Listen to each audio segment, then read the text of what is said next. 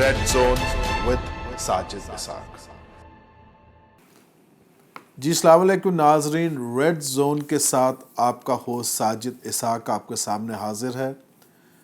ناظرین، ہم نے ایک پروگرام کیا ایڈورڈز کالج پشاور کے اوپر، جس سے بہت سارے لوگوں کے سجیشنز بھی آئیں، ان کے خیالات بھی انہوں نے اظہار کیا، اور انہوں نے یہ کہا کہ جو ہو رہا ہے کے پی کے میں یہ شاید ناانصافی ہے، اور انہوں نے کہا کہ یہ جو ہو رہا ہے کے پی کے میں، جو گورنر صاحب اور جو کے پی کی گورنمنٹ کر رہی ہے، ایک کرسچن انسٹیٹیوٹ کو نیشنلائز کرنے کی طرف جا رہے ہیں، تو یہ ایک ناانصافی ہے، کیونکہ کرسچنز کے پاس ہے ہی کیا، اور جو مائنورٹیز ہیں پاکستان کی پہلے ہی پسی ہوئی ہیں، اور اگر وہ ان کی جو پراپرٹیز ہیں جو کہ مشنریز جب یہاں پہ ہوتے تھے تو وہ چھوڑ کے گئے، تو وہ صرف ان کو مینج کر رہے ہیں، ان کو رن کر رہے ہیں، اور اس سے کرسچن کمیونٹی کا فائدہ نہیں ہو رہا، بلکہ یہ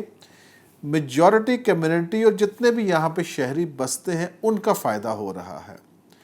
اور ہم نے یہ بھی بتایا کہ کس طرح سے جب 1972 میں ذوالفقار علی بھٹو صاحب نے سول مارشل لا لگا کر 1972 میں مشنری انسٹیٹیوٹس جو تھے اور جو پرائیویٹ انسٹیٹیوٹس ان کو نیشنلائز کیا، تو اس کے بعد ہم نے آپ کو دکھایا بھی کہ آپ خود جانتے ہیں کہ ایجوکیشن کی حالت کیا ہو گئی۔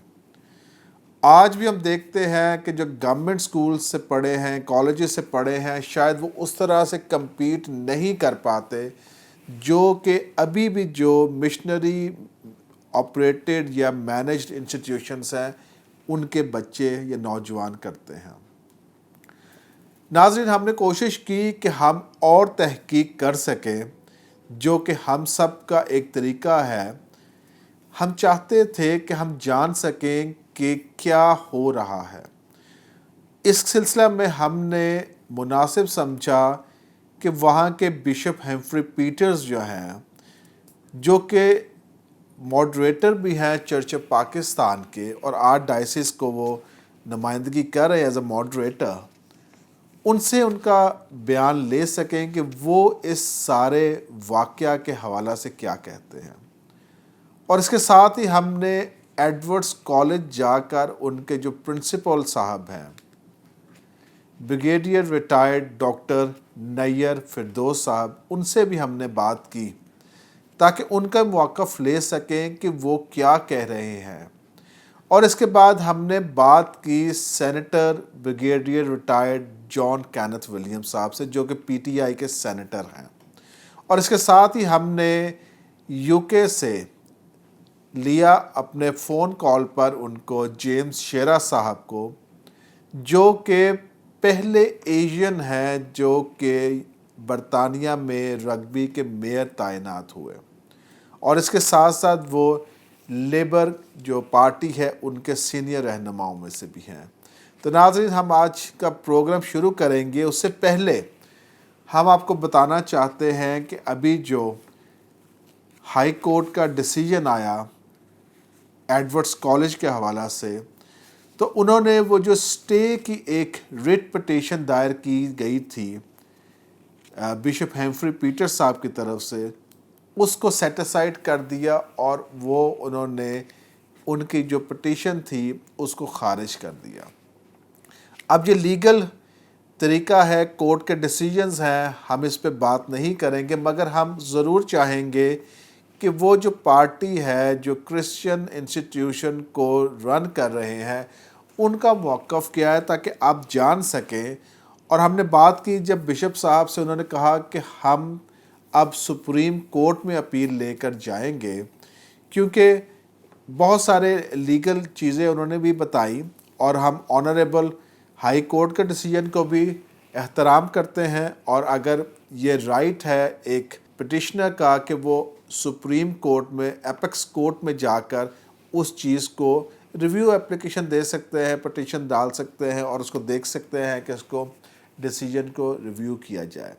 تو ناظرین، اس سے پہلے ہم آگے چلیں، میں چاہوں گا کہ تھوڑا سا میں ذکر پہلے کر دوں، اور ان سارے شخصیات جن کا میں نام لیا کرکس بتا دوں آپ کو کہ ان کی گفتگو جو ہمارے ساتھ وہ کیا کہتے ہیں۔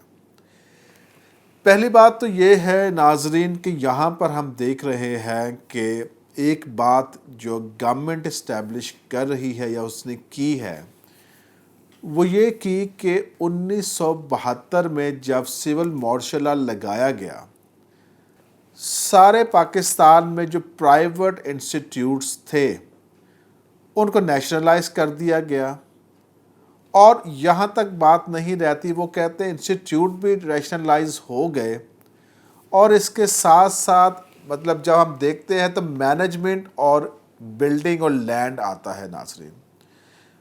ان کا موقف یہ ہے کہ مینجمنٹ بھی چلی گئی گورنمنٹ کی تحویل میں، اور بلڈنگ اور لینڈ بھی چلا گیا۔ جب ہم نے بات کی بشپ صاحب سے اور بریگیڈیئر ریٹائرڈ نیئر فردوس صاحب سے، تو انہوں نے ہمیں بتایا، اور ہمارے پاس جو ڈاکیومنٹس موجود ہیں جو کہ ہائی کورٹ لاہور کا ایک ڈیسیجن آیا، وہ میں چاہوں گا کہ آپ کے سامنے شیئر بھی کریں، جس میں کیٹیگوریکلی لکھا گیا کہ جو اس وقت کا ایک نوٹیفیکیشن نکالا گیا تھا، اس کے تحت جو مارشل لا کے انڈر جو آئیس انسٹیٹیوٹس جو تھے، پرائیویٹ سکولز کالجز، اس میں ان کی مینجمنٹ گئی، اور جو بلڈنگ اور لینڈ تھا وہ جو ریئل اونرز ہیں ان کے پاس ہی رہا۔ تو میں آپ کے سامنے پڑھ کے سناؤں گا۔ تو ناظرین، یہ جو ریٹ پٹیشن دائر کی گئی سپریم کورٹ میں، یہ ایک سول اپیل ہے نمبر 253 آف 1981، اور 3 رکنی بینچ تھا جس کو ہیڈ کر رہے تھے مسٹر جسٹس ڈاکٹر نسیم حسن شاہ، مسٹر جسٹس علی حسین غزل باش، اور مسٹر جسٹس میاں برہان الدین صاحب۔ اور اس کی جو ہیئرنگ ہوئی ہے وہ ہے اکتوبر 15 1986 پہ۔ اس پہ جو یہاں پر کر رہے ہیں پٹیشن، وہ ایک پٹیشن جو ایک سنگل جج نے ہائی کورٹ کی وہ آپ میرے ساتھ دیکھ سکتے ہیں ناظرین۔ یہ سپریم کورٹ میں ہوئی، اور جب آپ جانتے ہیں سپریم کورٹ کا کوئی بھی ڈیسیجن جب آتا ہے تو وہ ایک امپورٹنٹ ڈیسیجن جب ہوتے ہیں اس کو پریزیڈنٹس بنانے کے لیے ان کی بک میں بھی شامل کیا جاتا ہے۔ اور اب میں بتانا چاہتا ہوں کہ وہاں پہ جو ریٹ پٹیشن ڈالی گئی اس کے لیے اپیل میں نے آپ کو بتایا سپریم کورٹ میں، اپیل یہ تھی کہ ایک ہائی کورٹ کے سنگل جج صاحب تھے جنہوں نے یہ دیا ڈیسیجن کہ جو لینڈ اور پراپرٹی ہے وہ بھی 1972 کے سول مارشل لا جب لگا وہ بھی گورنمنٹ کو چلی گئی مینجمنٹ کے ساتھ ساتھ۔ تو یہ یہاں پر اگر میں پڑھ کے آپ سے سنا سکوں، The learned single judge of the High Court who heard this matter, however, did not agree with the above contention and was of the view that the land and the building which was built as a school and had been occupied and used for the school throughout by the appellant herein shall be deemed to be attached to the school in terms of para 5 of the martial law regulation number 118, and it therefore vested in the government on its takeover۔ تو یہاں پہ یہ کہہ رہے ہیں کہ یہ ساتھ ہی ٹیک اوور ہو جائے گا گورنمنٹ کا under the martial law resolution جو تھا 118۔ اب جو سپریم کورٹ جب ہیئرنگ کر رہی ہے اس کی اکتوبر 15 1986 میں، تو وہاں پر ہم دیکھتے ہیں جو انہوں نے اپنی ججمنٹ دی وہ میں آپ کے سامنے پڑھ کے سنانا چاہتا ہوں۔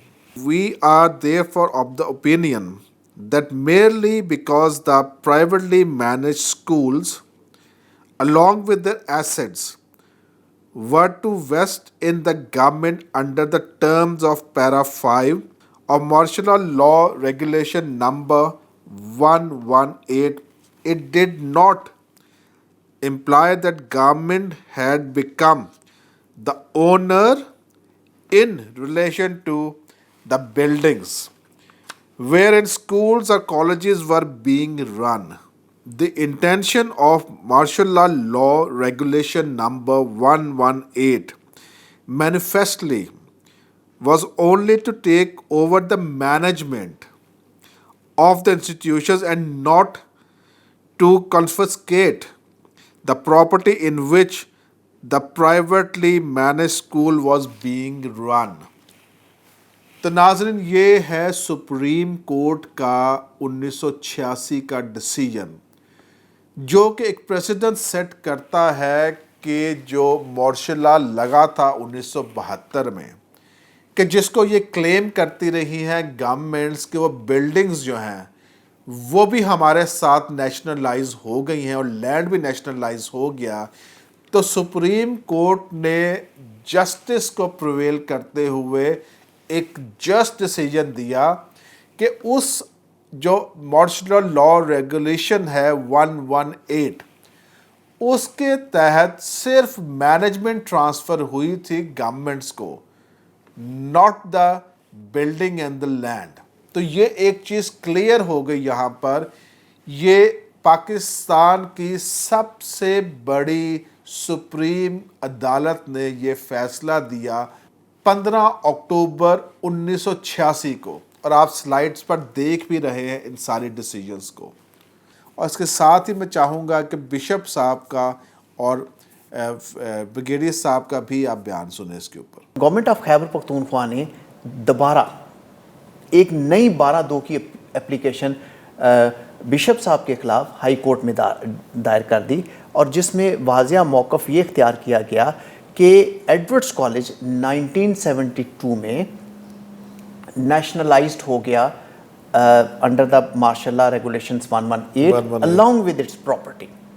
ये जो है वो प्ली ली गई। ये पाकिस्तानी चर्च की प्रॉपर्टी है और पाकिस्तानी चर्च को इसको चलाना चाहिए, अभी भी तो चला रही थी ना खूबसूरत तरीके से। इसके बाद नाजरीन, हमने जब बात की बिशप हेम्फ्री पीटर साहब से कि क्या वजह बनी कि क्योंकि 1974 में बोर्ड तश्कील दिया गया नाजरीन, उसमें गवर्नमेंट के 8 थे और क्रिश्चियन कम्युनिटी की तरफ से, चर्च की तरफ से 4 नुमाइंदे थे। और आप देख सके अगर मेरे साथ, तो ये है नोटिफिकेशन नंबर SOEI/19-6/73। ये मैं रेफरेंस इसलिए बता रहा हूँ क्योंकि इसके आगे जाकर मैं आपको बताऊँगा कि क्या आगे जाके हुआ।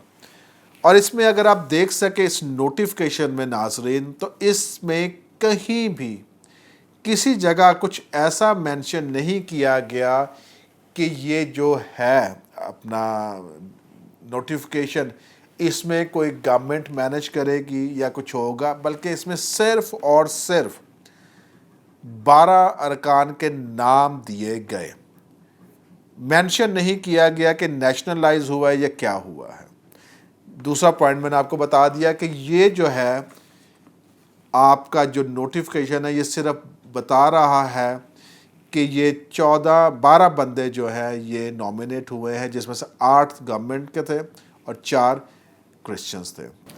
अब ये बात 1972 की है, लेकिन 1974 में उस वक़्त के गवर्नर साहब जो थे, उन्होंने एक नोटिफिकेशन किया, जिस नोटिफिकेशन के तहत एक बोर्ड ऑफ गवर्नर बना दिया गया, और उस बोर्ड ऑफ गवर्नर के वो खुद चेयरमैन बने, और ये इसका गज़ट भी पब्लिश हुआ 1976 में। लेकिन इस गज़ट में या इस नोटिफिकेशन में किसी जगह ये नहीं लिखा गया कि ये मार्शल लॉ रेगुलेशन 118 के अंडर ये नोटिफिकेशन शाया किया जा रहा है। इसकी बेसिस क्या थी? इसकी बेसिस ये थी कि 1972 को बेस बनाते हुए उस वक्त के गवर्नर साहब ने कहा कि ये भी नेशनलाइज हुआ है, जबकि नाज़रीन जब हमने बात की बिशप साहब से और जो प्रिंसिपल है एडवर्ड्स कॉलेज के ब्रिगेडियर नैयर साहब, उन्होंने कहा कि जब मार्शल लॉ दौर में नेशनलाइज हुए तो सिर्फ पंजाब और सिंध के स्कूल नेशनलाइज हुए। और आप मेरे साथ सुन सकते हैं उनका बयान, उन्होंने क्या कहा। बलूचिस्तान और खैबर पख्तूनख्वा जो उस वक़्त NWFP تھا, اس کے انسٹیٹیوشن بالکل بھی نیشنلائز نہیں کیے گئے. اوکے. یہ 1972 میں جس وقت مارشل لا ریگولیشن 118 آیا تو اس کے تحت پنجاب اور سندھ کے تمام انسٹیٹیوشنز جو پرائیویٹلی مینجڈ ہو رہے تھے ان کو گورنمنٹ نے نیشنلائز کر لیا. پیپلز پارٹی کی جب گورنمنٹ تھی. جی ایگزیکٹلی. لیکن خیبر پختونخوا اور بلوچستان اس کا کوئی بھی انسٹیٹیوٹ نیشنلائز نہیں ہوا. ناظرین جب بورڈ بنا اس میں 12 افراد آئے, وہ جا کر چیلنج ہو رہا ہے 2016 میں, کیونکہ وہاں پہ ایک ججمنٹ آ گئی کہ جو گورنر صاحب ہیں وہ خود سے نوٹیفائی نہیں کر سکتے جب تک پریزیڈنٹ صاحب کا یہ نہ ہو, اس پہ استقرار نہ ہو, ان کا فیصلہ نہ آئے. چرچ کے بورڈ کو ایک سائڈ پہ کر کے اور اس کی جگہ گورنمنٹ نے, گورنر صاحب نے اپنے ایک نوٹیفیکیشن کے ذریعے, جس کو 2016 کے ہائی کورٹ کے ڈیسیجن نے کہا تھا کہ 1974 کے بورڈ کی لیگل بیکنگ نہیں ہے. 2016 کا ہائی کورٹ کا ڈیسیجن ہے, اس میں یہ کہا گیا کہ جو بورڈ آف گورنر 1974 میں جس نوٹیفیکیشن کے تحت بنا ہے وہ نوٹیفیکیشن کسی لیگل بیکنگ کے بغیر جاری کیا گیا تھا. کانسٹیٹیوشن میں یہ بات ہے کہ جب بھی گورنر کوئی نوٹیفیکیشن کریں گے یا کوئی ایگزیکٹو آرڈر کریں گے تو ان کو پریزیڈنٹ آف پاکستان سے یا چیف منسٹر سے یا کیبنٹ سے ڈائریکشن لینا ضروری ہے. تو جب یہ نوٹیفیکیشن نکلا اس کے بعد یہ عدالت نے بھی کہہ دیا کہ یہ انلیگل ہے. 2016 کا فیصلہ آ گیا کہ یہ ایک بورڈ انلیگل ہے جو ایڈورڈز کالج کا ہے, جو 74 میں بنایا جو 74 میں بنایا تھا, انلیگل ہے. ہائی کورٹ نے اس نوٹیفیکیشن کو ڈکلیئر کیا کہ وہ بغیر کسی لیگل بیکنگ کے ہے. یعنی کہ جو 1974 والا تھا جی نوٹیفیکیشن وہ 16 میں آ کے اس کو کہہ دیا کہ انلیگل ہے. انلیگل ہے. اوکے. اور اس کے بعد چرچ آف پاکستان نے اپنا ایک بورڈ تشکیل دیا. جی ناظرین, وہ جو میں نے آپ کو پڑھ کے سنایا 12 رکنی جو بورڈ بنایا گیا تھا ایڈورڈز کالج کا 1974 میں, ایک ریٹ پٹیشن دائر کی گئی, اس کا نمبر تھا 105P/2015. اس پہ آپ کو میں پڑھ کے سنانا چاہتا ہوں کہ جس میں کورٹ نے یہ ڈیسیجن لیا کہ 1974 میں اگر گورنر صاحب نے اپنے نوٹیفیکیشن سے یہ بورڈ بنایا تھا تو وہ انلیگل ہے, کیونکہ ان کو قانونی شکیں استعمال کرتے ہوئے یا تو چیف منسٹر صاحب کی پرمیشن سے بنانا تھا اور ادروائز کیبنٹ اور پریزیڈنٹ صاحب کی پرمیشن سے. انہوں نے اس بورڈ کو انلیگل قرار دے دیا 2015 میں. یہ میں آپ کو پڑھ کے سنانا چاہتا ہوں ناظرین. یہاں لکھتے ہیں آنریبل جسٹس صاحب کہ Edwards college Peshawar does not fall with in the ambit of person as provided under article 1991 اس کا جو شک ہے اے اور پھر 2 ہے and 1B is under undisputed that the Edwards College Peshawar is neither creation of any statute or regulated by any rule of regulation framed by the federal or provincial government or any local authority. In historical context, the Edwards College Peshawar initially was a missionary school, namely Edwards High School, founded by Church Mission Society in 1953, which was later upgraded to the status of college in 1900. Since then, it was functioning as private institute. In 1971, when all the private institutes were nationalized, it was also proposed for nationalization but was resisted. So its independent status as private institute was acknowledged and maintained. However, wide notification number SOEI 19-6/73 dated January 1974, the governor, the then NWFP, now KPK, established Board of Governors of Edwards College Peshawar, and all the administrative powers for this college was vested in the Board of Governors of the province was to be the chair of the board and Minister for Education as vice chairman. Bishop Peshawar was also vice chairman, vice chancellor of Peshawar University, commissioner Peshawar Division, secretary finance, government of KPK, secretary health, KPK, director of education, KPK Peshawar, were nominated, while one each member from the staff, senior old boys, one nominated by bishop. The principal of the college was member and also to act as secretary of the board. Except this notification, there is no statutory instrument which may indicate that how the college was created and how its education activities were funded. It is also a mystery that in absence of the statutory power, under what authority of law the then governor of KPK issued notification for constitution of Board of Governors. The only legislative authority vested in the governor is under Article 128 of the Constitution, which authorizes him to take and promulgate an ordinance in the circumstances stipulated therein. Whereas all the executive actions are to be taken by the provincial government in the name of governor. More so, the governor is the perform function pursuant to Article 105 on advice of the cabinet or chief minister, or he is discharge function on direction of president as his agent by virtue of Article 145 of Constitution.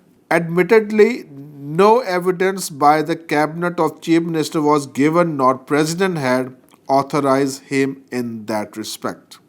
आगे लिखा है जी, unquestionably Edwards College Peshawar is a private educational institute funded by its own sources. No budget allocation is made by the provincial government for running the affairs of the institution.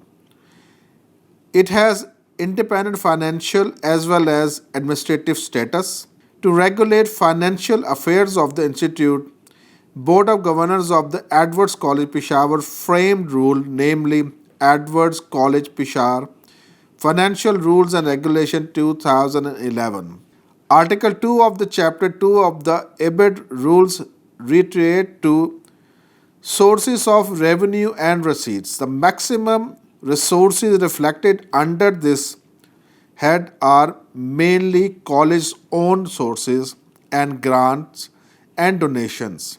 The breakup of college's own sources and grants and donations have also been provided under different heads.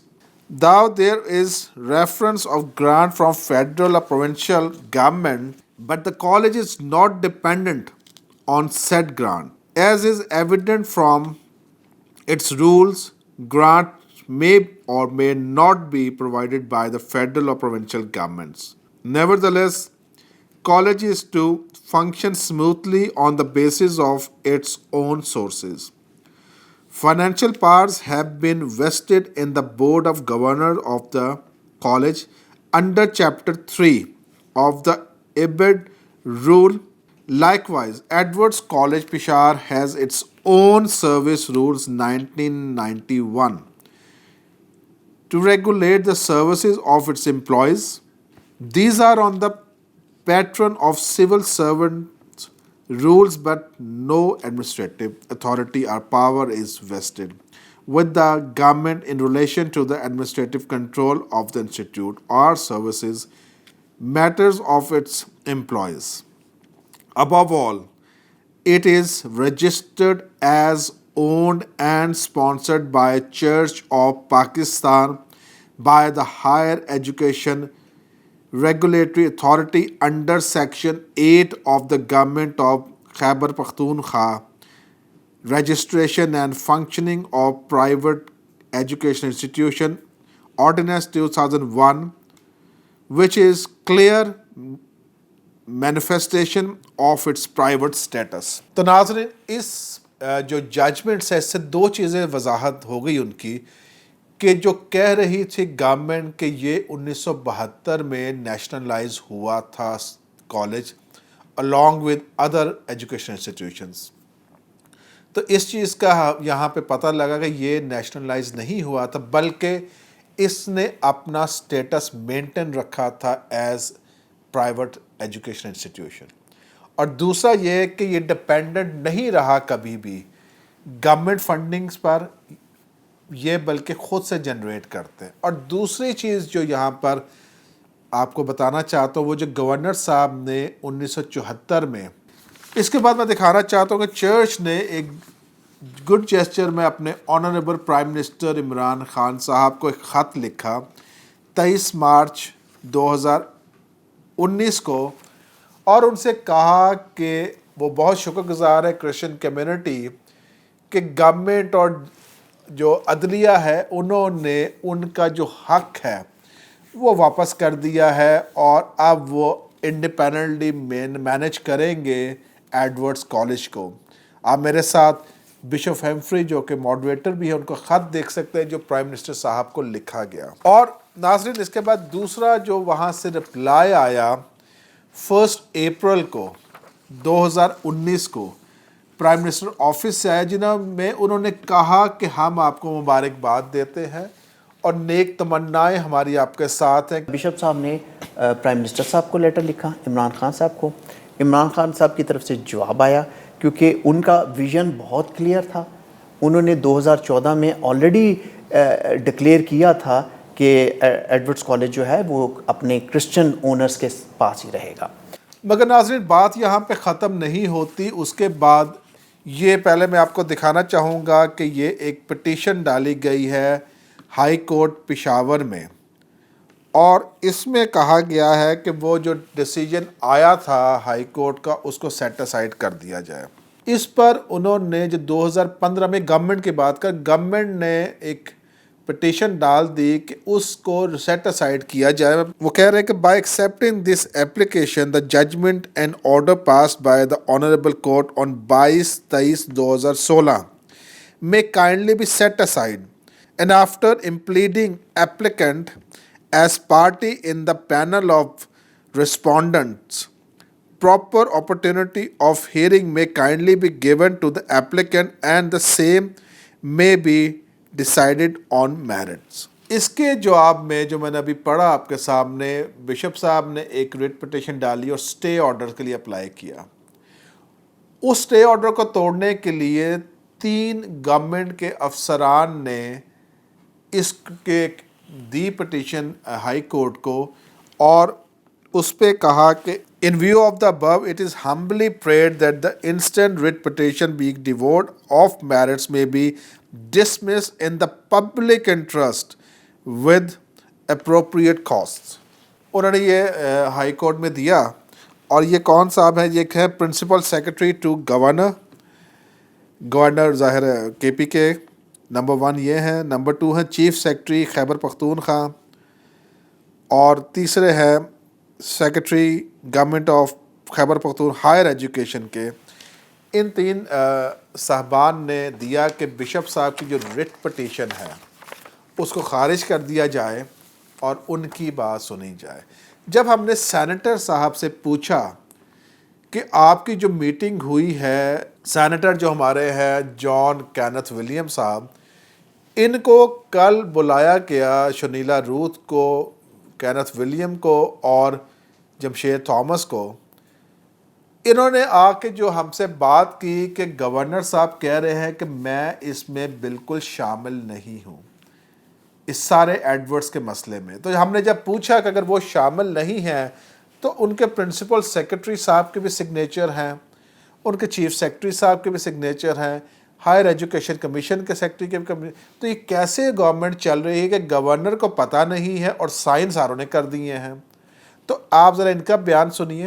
اگر تھوڑا سا جاننا چاہیں گے کہ آج جو آپ کی میٹنگ ہوئی گورنر صاحب سے, شاہ فرمان صاحب سے, ابھی آپ نے ذکر کیا, اس کے چند کوئی ہمیں بتا سکتے ہیں باتیں جو وہاں پہ ڈسکس کی گئیں؟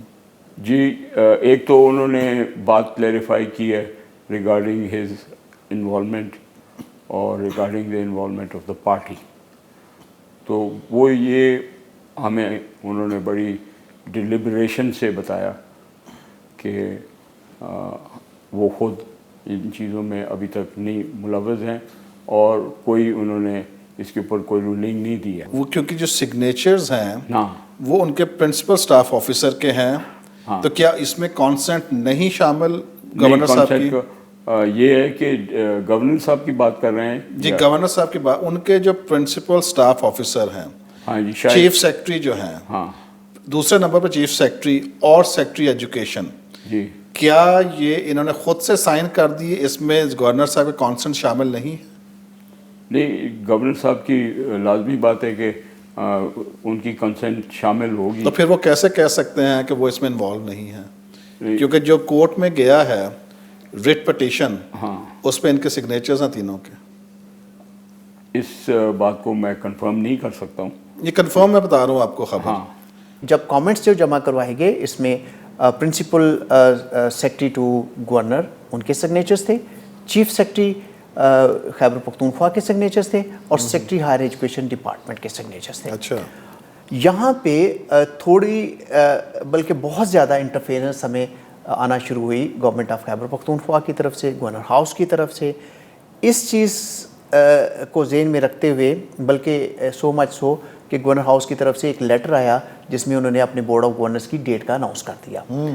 آپ نے دیکھا ناظرین کتنے لا علم قسم کے ہمارے سینیٹر صاحب ہیں جن کو یہ بھی نہیں پتا کہ ایڈورڈز کالج جو ان کے بالکل ناک کے نیچے ہے, پشاور کے خود رہنے, ان کو یہ نہیں پتا کہ اس پہ اندر ہو کیا رہا ہے, گورنمنٹ کر کیا رہی ہے, بیان کیا دیا جا رہا ہے. اس کے ساتھ آپ کو میں دکھانا چاہتا ہوں کہ آپ دیکھیں کہ جو اخبار میں خبر چھپی ان کی میٹنگ کی, وہ خبر کی ہیڈنگ دیکھیں اور جو میٹنگ میں بات ہوئی ناظرین وہ آپ دیکھیے. ایک تو انہوں نے بات کلیریفائی کی ہے ریگارڈنگ ہز انوالومنٹ اور regarding the involvement of the party. تو وہ یہ ہمیں انہوں نے بڑی ڈیلیبریشن سے بتایا کہ وہ خود ان چیزوں میں ابھی تک نہیں ملوث ہیں اور کوئی انہوں نے اس کے اوپر کوئی رولنگ نہیں دی ہے. تو آج آپ کی میٹنگ میں کون کون شامل تھے مائنورٹیز کی طرف سے؟ سارے مائنورٹی تھے. کون کون سے؟ ایک شنیلا روت تھی اور ایک جمشید ٹامس تھا, M N A and myself. We were just 3 of us and the governor, so we were 4. اچھا, تو یہ پہلے سے میٹنگ طے تھی آپ لوگوں کی, آج کے لیے ایک ارجنٹ میٹنگ کال کی گئی ہے؟ یہ ارجنٹ میٹنگ تھی. کب آپ کو پتہ لگا کہ میٹنگ ہے؟ یہ کل پتہ لگا تھا, تو پھر میں آج کل رات کو آپ کو رات کو میں آیا ہوں, اور آج کی کوئی اور میٹنگ تھی ہماری, تو وہ میں نے اٹینڈ نہیں کی, یہاں آ گیا. اور اس کی وضاحت کینتھ ولیم صاحب خود بھی کر رہے ہیں کہ جو میٹنگ ہوئی ہے وہ ایڈورڈ کالج کے اوپر ہوئی ہے, اور خبر جو چھپ رہی ہے وہ چھپ رہی ہے کشمیر کی سولیڈیرٹی کی. تو یہاں پر ہمیں تضاد نظر آتا ہے چیزوں میں ناظرین. اب ناظرین آنریبل ہائی کورٹ کا ڈیسیجن آ گیا, اس پہ ظاہر ہے مطلب ہماری عدالتیں ہیں, ہمیں عزت کرتے ہیں, اور جو ڈیسیجن آتے ہیں ہمیں اس کو ماننا پڑتا ہے.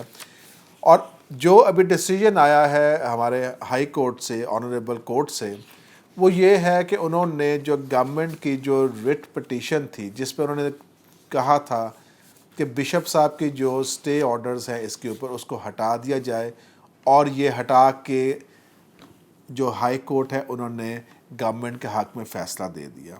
مگر اب یہ چرچ نے دیکھنا ہے کہ کس طرح سے انہوں نے اس کو آگے جا کر ڈیفینڈ کرنا. ہمارا کام یہ ہوتا ہے ناظرین, ہم آپ کو حقائق سے آگاہ کریں, ہم آپ کو بتائیں کہ کیا ہو رہا ہے, کیسے شروع ہوا. اب کورٹ کا معاملہ ہے, اس میں ہم دیکھیں گے کہ چرچ جو ہے وہ سپریم کورٹ میں اپیل کرتا ہے یا پھر اس میں ریویو میں جاتے ہیں. یہ لیگل میٹرز ہے, لیگل لوگوں کو سمجھنا چاہیے. میں صرف آپ کے سامنے شیئر کرنا چاہتا ہوں ابھی جو ڈیسیجن آیا ہائی کورٹ کا, اور جس کو ہم نے مانا, ہمارے سارے چرچز نے مانا. اب بشپ صاحب سے ہم نے بات کی, ہم نے پرنسپل صاحب سے بات کی کہ ان کی کیا آگے اسٹریٹجی ہوگی, کس طرح سے وہ دیکھیں گے کہ کہاں تک وہ قانون کا راستہ اختیار کرتے ہیں. تو بھائی ہم آپ کے ساتھ شیئر کرنا چاہتے ہیں دونوں کے ریمارکس. ڈیفینیٹلی جو diocese of Peshawar church of Pakistan ہے اس کے پاس یہ ریمیڈی موجود ہے کہ وہ اپیل میں جا سکتے ہیں, اور اپیل میں جانے کے لیے ایپیکس کورٹ, جسے ہم سپریم کورٹ کہتے ہیں, وہی ایک مین فورم ہے. اور مجھے امید ہے کہ جو ڈائسس آف پشاور ہے وہ اس کیس کو لے کے ہائر کورٹ میں جائے گی اور اپنا وہاں پہ پریزنٹ کرے گی. اینڈ آئی ایم شیور جو قانونی طور پہ بہتر ہوگا ہائر کورٹ اس کے اوپر فیصلہ دے گی. ڈیفینیٹلی. اور ناظرین, میں آپ سے یہ شیئر کرنا چاہتا ہوں کہ اگر ہم کہیں کہ وہاں کے جو پرنسپل ہیں وہ نااہل ہیں, اگر ہم سمجھیں کہ جو پرنسپل ہیں وہ انکمپیٹنٹ ہیں, ان سے وہ ادارہ نہیں چل رہا, شاید اس وجہ سے گورنمنٹ نے یہ چاہا کہ وہ اپنی تحویل میں لے لے. مگر جب ہم نے جا کے حقائق جاننے کی کوشش کی ناظرین, تو ہم دیکھ کے حیران رہ گئے کہ وہاں پر سپریم کورٹ نے ایک انسپیکشن بھیجا اور پورے کے پی میں چیک کرایا گیا اور پشاور میں چیک کرایا گیا, اور اگر کوئی بیسٹ انسٹیٹیوٹ تھا جو سپریم کورٹ نے کہا کہ بیسٹ مینجڈ انسٹیٹیوٹ ہے, وہ ایڈورڈز کالج تھا ناظرین. اس کا مطلب ہے کہ سپریم کورٹ نے بھی اس کی مینجمنٹ کو انڈورس کیا. سپریم کورٹ نے بھی جو ہماری عدالت اعلیٰ ہے اس نے انڈورس کیا کہ جو نظام چل رہا ہے, جو ٹرانسپیرنسی ہے وہاں پہ, جو مینجمنٹ ہے وہ ایکسیلنٹ ہے باقی سارے اداروں سے. تو میں سمجھتا ہوں یہ سارے جو سوال اٹھتے تھے انکمپیٹنسی کے اوپر کہ یہ مینج نہیں کر پاتے, تو وہ یہاں پر خود سے ہی دم توڑ گئے. میری پرفارمنس کا سب سے پہلا جو گیجٹ جو گیج کر سکتے آپ وہ ہے کہ پچھلے سال سپریم کورٹ آف پاکستان نے اپنی انسپیکشن ٹیم بھجوائی ایڈورڈز کالج میں, اور یہ انسپیکشن ٹیم اس چیز کو دیکھنے آئی 24 جو خیبر پختونخوا کے جو پرائیویٹ اینڈ گورنمنٹ کے کالجز ہیں ان میں یہ معیار دیکھنے آئی کہ ان کے اندر جو پڑھانے کا معیار ہے یا فیکلٹی کا معیار ہے یا انفراسٹرکچر کا معیار ہے وہ کس لیول کا ہے. 24 انسٹیٹیوشنز میں سے صرف ایڈورڈز کالج کو سپریم کورٹ نے بیسٹ ڈکلیئر کیا کہ وہ صرف یہی انسٹیٹیوٹ ہے جو سپریم کورٹ کے مقرر کردہ معیار پہ پورا اترتا ہے, اور پاکستان بار کونسل کے معیار پہ ہم پورا اترتے ہیں. ہمارے علاوہ تمام انسٹیٹیوشنز کے بارے میں انہوں نے کہا کہ ان کی رجسٹریشنز کو ڈی نوٹیفائڈ کر دیا جائے. آپ کو بھی صادق اور امین کا مل گیا خطاب. آپ میرے ساتھ دیکھیں کہ یہ جو فگرز ہم نے حاصل کی ہیں کہ جس میں ہم بتانا چاہتے ہیں کہ ایڈورڈز کالج میں جب یہ پرنسپل صاحب آئے ہیں بریگیڈیئر نیئر صاحب, تو اس وقت جو فائنینشیل حالت تھی انڈورمنٹ فنڈ کی وہ 29 لاکھ تھی ناظرین, اور آج 2019 میں وہ 13 کروڑ 67 لاکھ پہ لے گئے ہیں اس کو, جو 29 لاکھ ان کو دیا گیا تھا. اس کے بعد ہم دیکھتے ہیں کہ سٹاف ویلفیئر فنڈ میں آپ میرے ساتھ سلائیڈز میں دیکھ سکیں گے کہ 2015 میں یہ 10 لاکھ تھا, اور جب انہوں نے جوائن کیا تو 0 تھا, 0 تھا, اور اب وہ ویلفیئر فنڈ جو سٹاف کا ہے اس کو 75 لاکھ پر لے گئے ناظرین. پھر ہم دیکھتے ہیں کہ پینشن فنڈ ایسٹ جو ہے, جب انہوں نے 2012 میں یہ 2 کروڑ 98 3 کروڑ تھا, اب اگر ہم دیکھیں تو 2018-19 کے آڈٹ میں یہ 9 کروڑ آیا. آپ دیکھ سکتے ہیں کہ یہاں پر 5-10% کا نہیں بلکہ سینکڑوں فیصد اضافہ ہر ہیڈ میں نظر آ رہا ہے آپ کو. ادھر اگر ہم دیکھیں کہ آپریشنل اکاؤنٹ جو تھا وہ تقریباً 7 کروڑ تھا اور آج ناظرین وہ 19.25 کروڑ کے اوپر نظر آ رہا ہے. تو جو پروویڈنٹ فنڈ ایسٹس ہیں ناظرین 12 میں وہ تقریباً 8 لاکھ تھے اور اب جب آڈٹ ہوا تو یہ تقریباً 1 کروڑ 32 لاکھ کے اب ان کے پاس یہ پروویڈنٹ فنڈ ایسٹس بھی ہیں.